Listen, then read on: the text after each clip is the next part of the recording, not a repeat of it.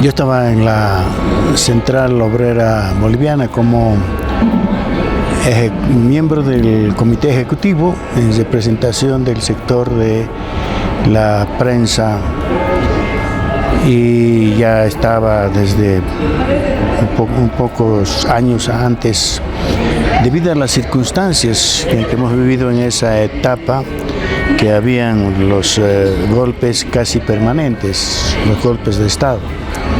Bueno, el día en que se estaba gestando el golpe en el Beni con García Meza, se produjo los anuncios desde el Beni de que ya estaban levantando las Fuerzas Armadas o algunas divisiones, y provocó que estuvimos ya en emergencia en la Central Obrera Boliviana, y en consecuencia habían permanentes reuniones. Y aquel día fatídico, a las 11:30 prácticamente, se había realizado una reunión del comité ejecutivo que encabezaba el CONADE, que era el conjunto de partidos políticos que estaban agrupados alrededor de la Central Obrera Boliviana para defender la democracia, que estaba permanentemente en peligro por los aprestos que tenía las Fuerzas Armadas. Entonces, en esa reunión se acordó que se defina o se decretara un paro indefinido. Entonces, por ese motivo es que en esta reunión participaron no solamente el comité ejecutivo de las principales organizaciones, sino también participaron dirigentes como Óscar Eit, que era del MIR, Marcelo Quiroga Santa Cruz, estaban miembros del Partido Comunista y otras organizaciones políticas. Entonces se redactó un documento que fue aprobado en el comité ejecutivo, y pensamos que no iba a haber ninguna observación, pero en el transcurso de la reunión con los partidos políticos que dirigió Lechín, habían modificado algunas partes sin que haya una sustancial modificación del fondo del problema, sino problemas que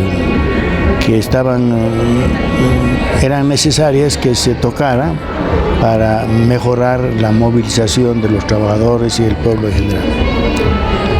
Bueno, yo era secretario de prensa y en consecuencia era el encargado de la relación con las organizaciones de los medios de comunicación y el manejo de todo lo que era de prensa en el comité ejecutivo. Entonces ya habían acordado esa modificación, habían leído, porque yo fui a hacer otros contactos internos de la Central Obrera Boliviana, porque había un salón al fondo donde era la Federación de Mineros. Ahí tuvimos otras reuniones tratando de coordinar las labores de organización de todo lo que iba a ser la resistencia. Entonces, cuando vuelvo me dice, me informan que ya han leído el documento de la declaratoria de la huelga, con la participación de estos principales dirigentes políticos. Entonces, me dice Lechín, hay que hacer estas correcciones en el documento, y en esta ocasión me dice, dile a la secretaria que haga las correcciones, indicarle cómo tiene que hacer. Entonces me voy donde la secretaria, que era al lado, y comienzo a redactarle o indicarle cuáles debían ser las modificaciones en el documento para entregar a la prensa, para distribuir a la prensa. Entonces estaba sentado al lado de la secretaria y redactándole las correcciones, y en eso veo salir a Marcelo Quiroga Santa Cruz de la reunión que estaba con los otros dirigentes políticos y Lechín, y que se habían quedado. Alguno que otro se había retirado, los dirigentes ya en su mayoría se habían retirado para organizar la huelga general. Entonces habían pocos dirigentes nacionales. Entonces me dice chao Marcelo, se despide, chao Edgardo. Yo digo chao Marcelo porque era muy amigo, y comienza a bajar las gradas del segundo piso donde estaba ubicado el comité ejecutivo al primer piso donde estaban un salón y otras oficinas de la COP. Y en la medida en que baja los primeros escalones, Lechín, desde el fondo de la reunión donde estaban con los otros dirigentes políticos, me dice: Edgardo Vázquez, siempre me llamaba del apellido Vázquez, llámale al Marcelo, dile que venga, porque tiene que venir los del 7 y con él tenemos que leer el documento. Dile que venga, es urgente que vuelva. Pero yo le he dicho: ya se ha ido don Juan. No, buscarlo y dile que venga. Entonces me levanto y salgo al pasillo, y efectivamente cuando salgo, en el primer descanso de las gradas, Marcelo había estado escuchando lo que me estaba diciendo Lechín. Y le digo: Marcelo, te buscan, te está llamando don Juan. Y dile que me he ido, me dice Marcelo. Pero dice que es muy urgente, les repito. Y en eso se queda dubitativo, y unos 5 o 10 segundos se detiene para pensar si vuelve, y decide volver. Dice, y vuelve a subir las gradas. Entonces vuelve a subir las gradas y: sí, Juan, le dice a Lechín, tenemos que leer el documento ante el 7, porque el 7 era el único canal que en ese momento estaba en el aire. Y los otros le dicen: sí, Juan, o mejor dicho Marcelo, quédate un rato más, pues le dice, y ya nos vamos. Bueno, dice, se sienta otra vez, y yo termino de darle la corrección a la secretaria, que era Ana María Aguilar, y me levanto y me salgo a despachar, porque yo trabajaba en Radio Cruz del Sur y también en el semanario aquí. Entonces, como era de suponer, habían 2 teléfonos en la COF y otros 2 teléfonos en la Federación de Mineros, que estaba al fondo en su sede, y todas estaban ocupadas porque todos estaban mandando su despacho por la declaratoria de la huelga indefinida. Entonces yo no quise pelearme con los compañeros, abusando del de la condición de dirigente, ¿no? Entonces, y además tenía que ponerme de acuerdo con Gastón Lobatón, que era el jefe de prensa de Radio Cruz del Sur. Entonces tenía que ponerme de acuerdo porque él cubría sindicales y yo cubría el sector político. Entonces tenía que tener una conversación un poco larga. Entonces, bajé y fui hasta la esquina de la Colombia y la Mariscal Santa Cruz, donde había un kiosco donde habían 3 teléfonos públicos que alquilaban. Entonces voy y al pasarle el despacho paso las declaraciones de Lechín sobre la declaratoria y otras cosas más que había también recogido en la mañana. Después de eso estoy queriendo volver, aparece el compañero Choque, Nicasio Choque, que era de Quechisla y dirigente de la Federación de Mineros. Me dice, ¿qué estás haciendo? Estoy pasando mi despacho. Ya te espero, me dice. Ya se detiene y espera un rato y llega el yerno de Aníbal Aguilar, Edgar, no recuerdo el apellido, y al verlo al yerno de Aguilar, el otro se baja. Y me estoy adelantado, se comienza a bajar. Termino y le digo a Edgar, vamos. Y comenzamos a bajar, cruzamos la calle de la Colombia y llegamos ahí donde había, bueno, bonito y barato, una empresa. Llegamos a ese lugar y en ese momento llegan las ambulancias.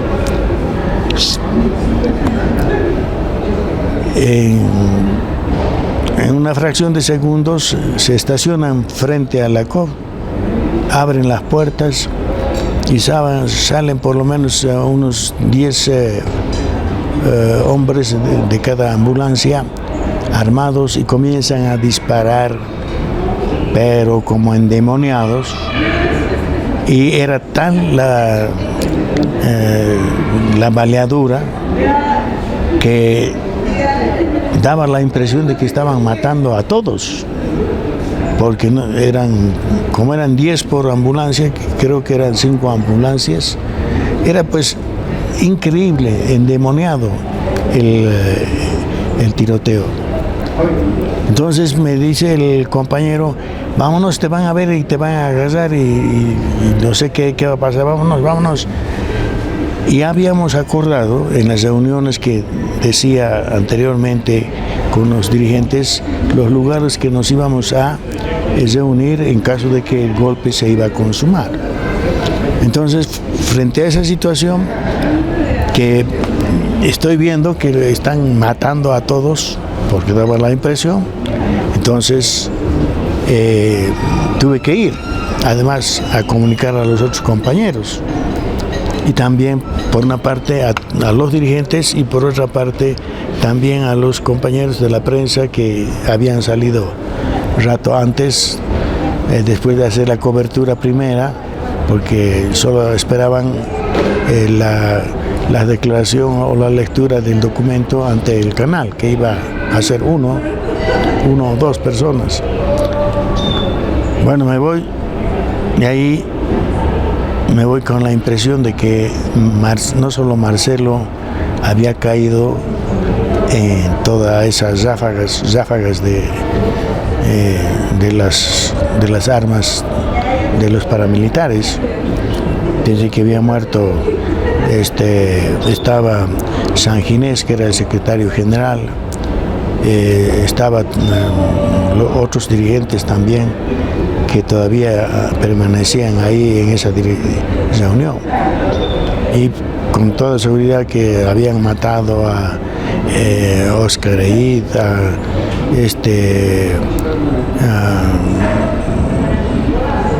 estaba del PC, estaba del MNR, estaban la mayor parte de los dirigentes.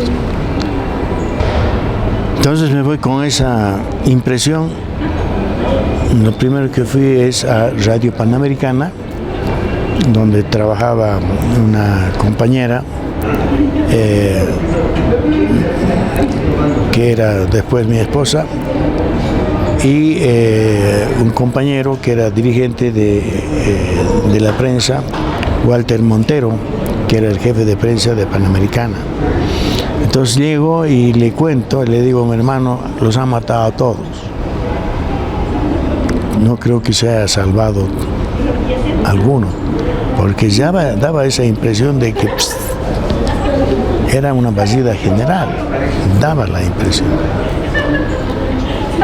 Pucha, y le paso las grabaciones que tenían sobre el documento y también las otras declaraciones de los dirigentes políticos, etc. Y me dice: quédate. Ya me había salvado en el primer intento, en el asalto de que habían hecho los paramilitares.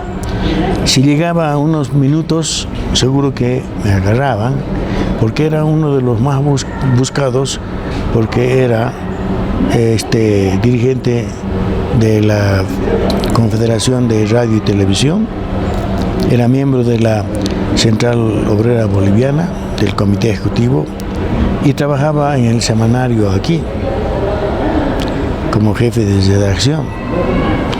Y como ya se había producido 2-3 atentados contra el semanario aquí, además todos los atentados que se dieron, era uno de los buscados. Entonces, si me quedaba unos minutos más, chao. Y ya me había salvado de ese momento.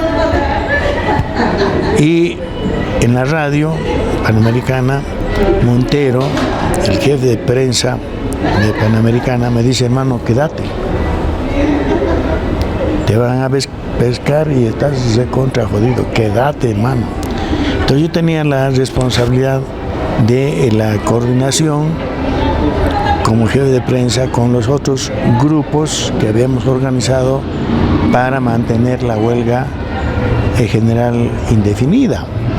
Entonces, si me quedaba, entonces quedaba cortado ese vínculo que iba a haber entre el comité ejecutivo y las organizaciones.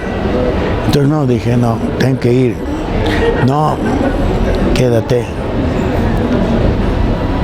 Y te vamos aquí a ensayar en la discoteca y nadie te va, a la noche te vas. Hermano, quédate, por favor. No, pues tengo que hacer eso. Además ya era la responsabilidad. Bueno, la cosa es que salgo y la Panamericana estaba en la Potosí. Estaba en el primer piso, entonces bajo las gradas y hay una distancia, creo que unos 5 metros de las gradas a la puerta. Estoy saliendo, llega el Ivanovich, el paramilitar, uno es alto, que lo conocen todos, en el jeep. Yo lo veo y lo he reconocido porque estaba de perfil, el tipo estaba adelante, con su fusil metralleta, pero le estaba hablando al chofer, le estaba dando algún encargo.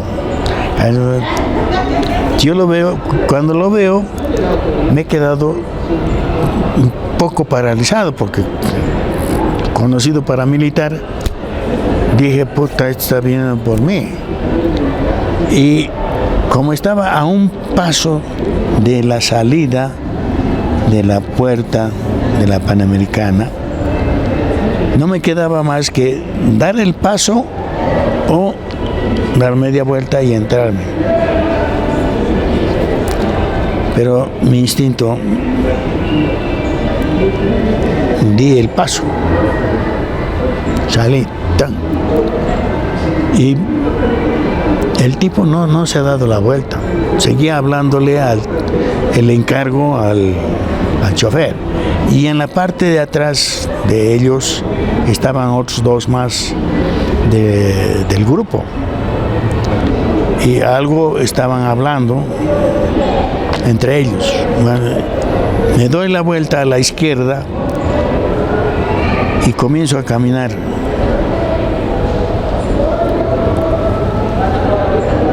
Y yo estaba esperando que en cualquier momento me iban a decir alto o cualquier cosa.